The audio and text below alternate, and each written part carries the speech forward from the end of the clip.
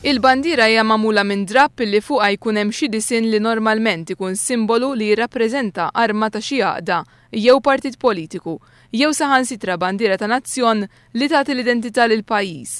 Ir-raħal ta' Żurrieq il-ħamis filgħodu kien miksi bnadar ta' kull tip, b'dominanza tkun fuq il-bnadar tal-kulur aħmar li jirrappreżenta lil Santa Katarina u l-bnadar tal-kulur blu li jirrappreżenta lil Madonna tal-Karmnu, iż-żewġ patruni tant tal-qalb il-poplu ta' Żurrieq. B'dawn il-bnadar iperpru ir-raħal ta' Żurrieq irnexxielu jikser ir-rekord tal-aktar raħal li rnexxielu jtella bnadar, fejn b'kollox ittellaw 711 il-bandiera. Membri mill-Malta Records il-ħamis filgħodu daru mat-toroq ta' Żurrieq fejn għoddew triq kemm ittellaw bnadar fuq il-bjut.